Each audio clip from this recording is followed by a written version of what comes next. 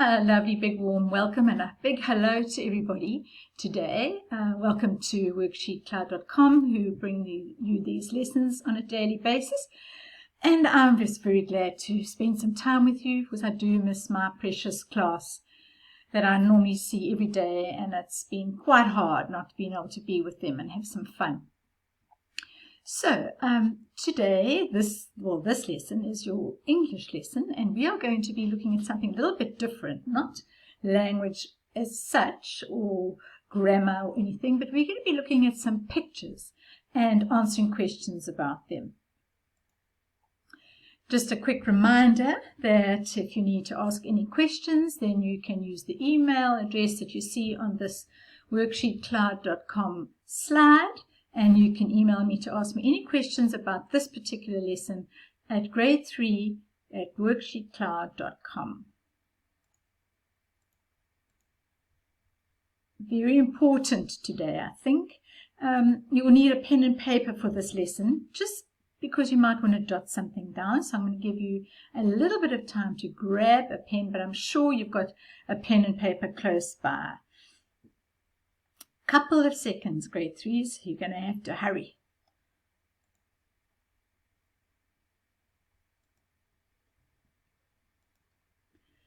Visual literacy. What is visual literacy? Well, visual means to see, and literacy means to understand what has been expressed, written, or spoken. It means we need to use our eyes along with our brains to look for answers while we read pictures, looking for those answers. There we have that looking glass, or helping us to understand. So what will you actually learn today? Well, you're going to read pictures and you're going to find meaning in them. So why have I got read in inverted commas? I've got them that because we don't really read pictures, or do we?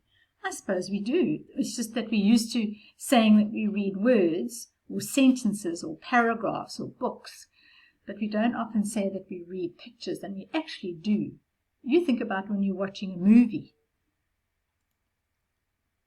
And you're going to use and develop your visual skills. Visual skills means how you use your eyes to learn about the world around you, and you use your eyes combined with your mind to get answers, information.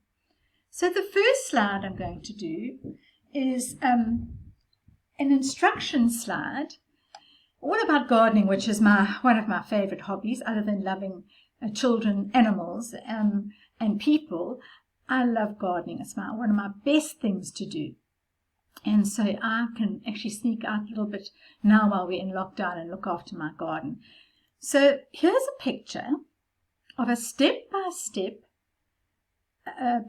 process of planting some seeds and growing a plant. Right, so there are, I think, 5 instructions that we're going to need to do. So I want you to have a little look at this first.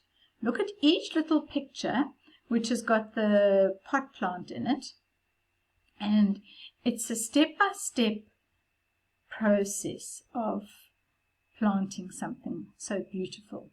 Very rewarding thing to do.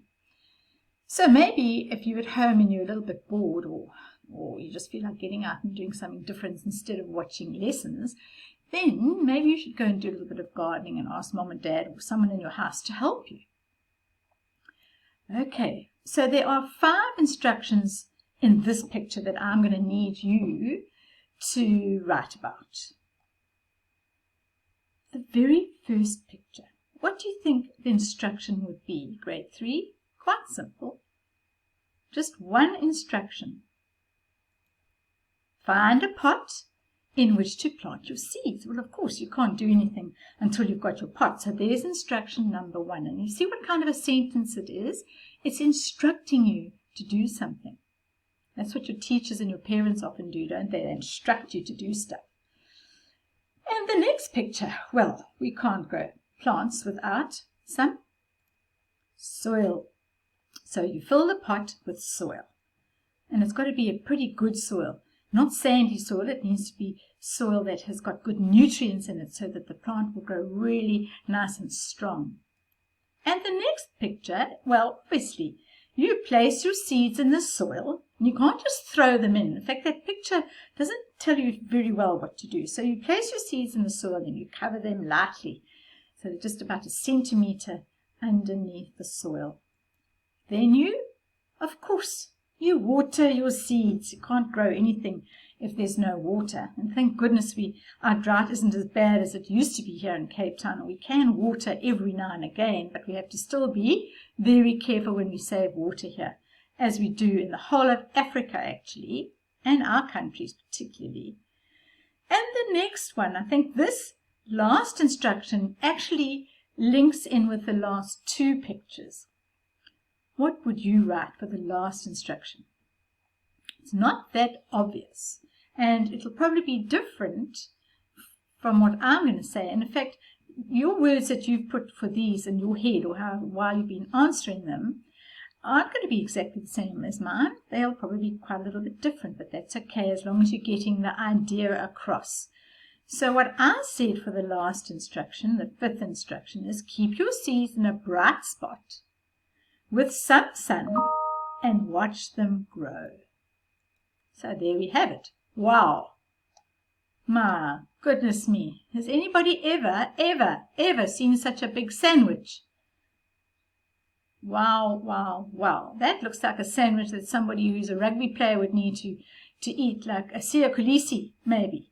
He would eat that before he plays rugby. That's probably why he's such a good rugby player. I think he would like Dagwood sandwiches. So let's answer some questions about this picture and use our eyes and our minds together to get information here. I'm quite hungry. I think I better just tell my husband to quickly go and start the supper maybe. All right, so what kind of sandwich is this? It's well, there it's written. Now you're reading the words. It's a Dagwood sandwich, guys. That's what is called a Dagwood sandwich. It's rather large. Okay.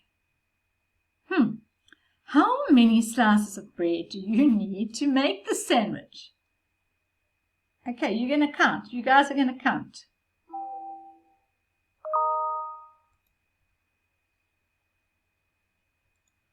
Let's count together.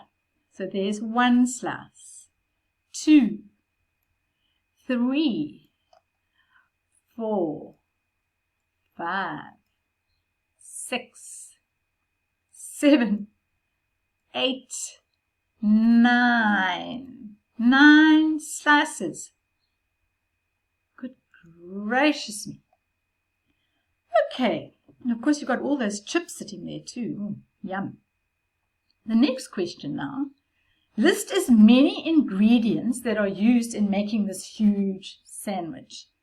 Well, what are ingredients? Ingredients are the things we put inside the sandwiches.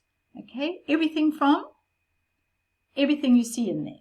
So let's have a quick look, and then I'll see if you've got the same answer that I got.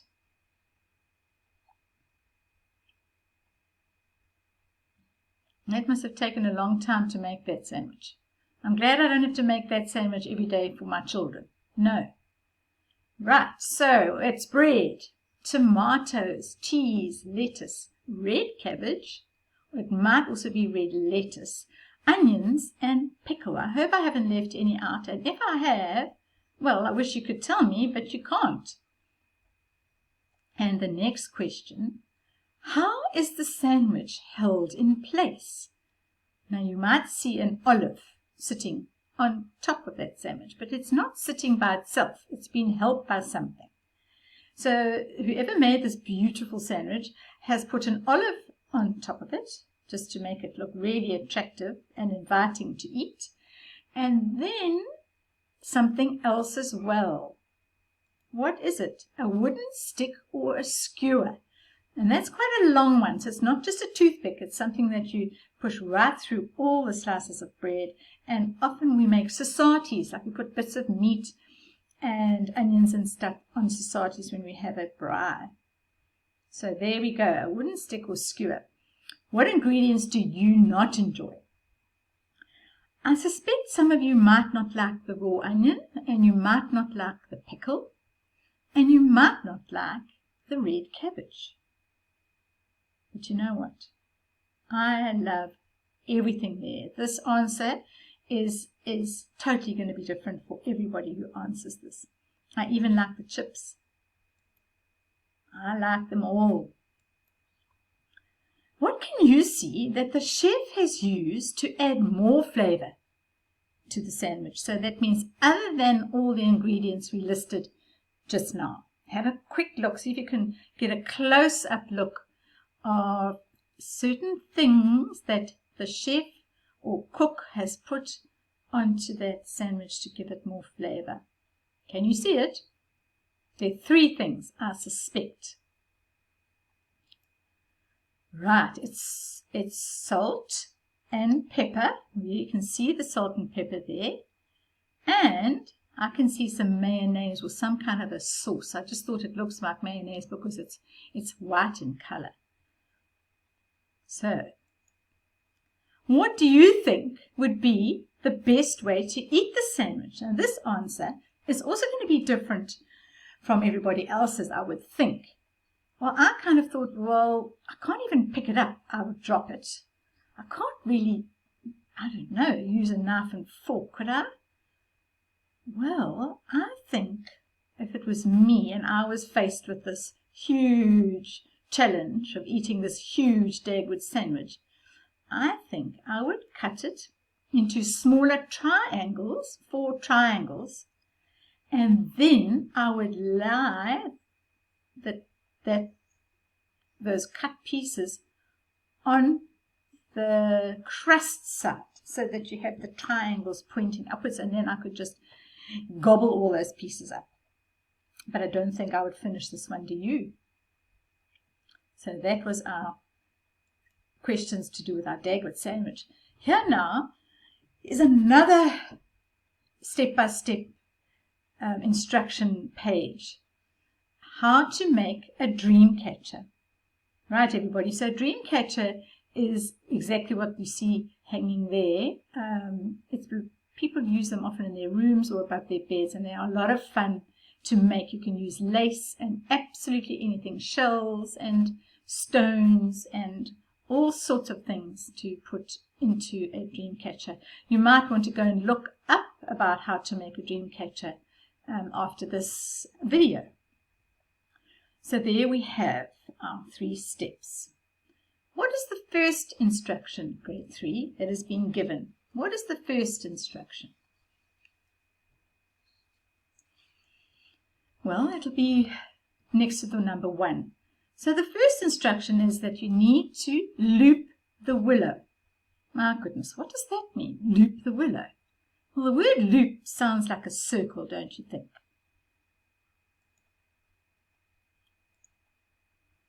So let's first do question 2, and then we can probably answer question 1. So what do you think a willow is? Because we can't really answer question 1 until we know what a willow is.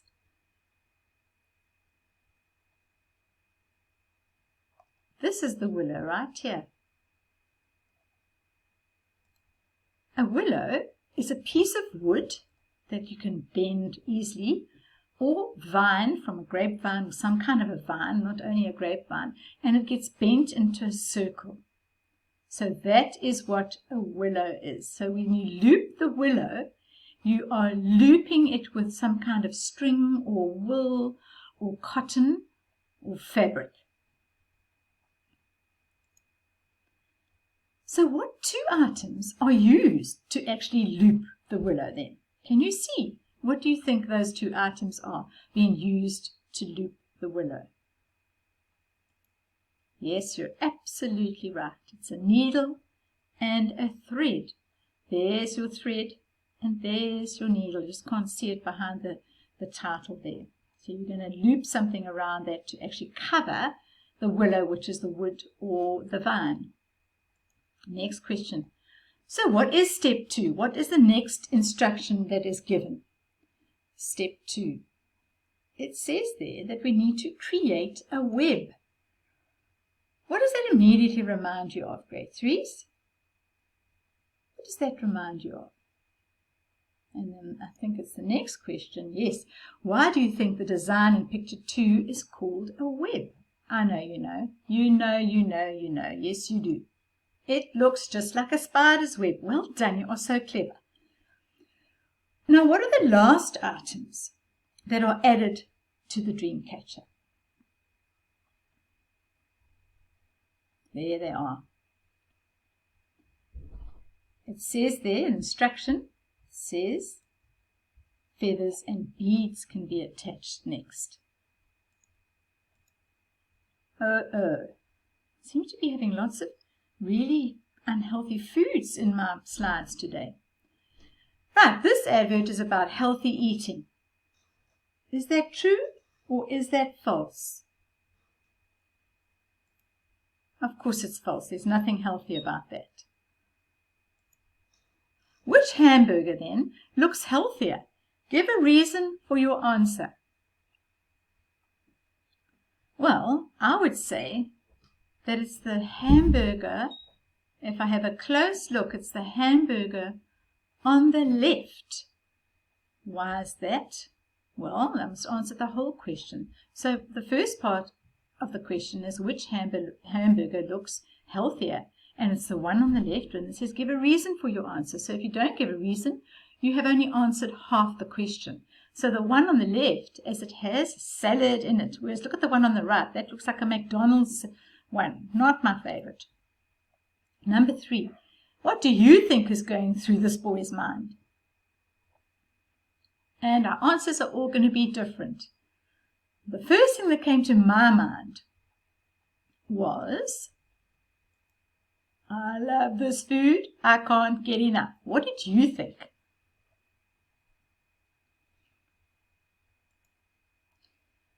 Choose the best title for this advert.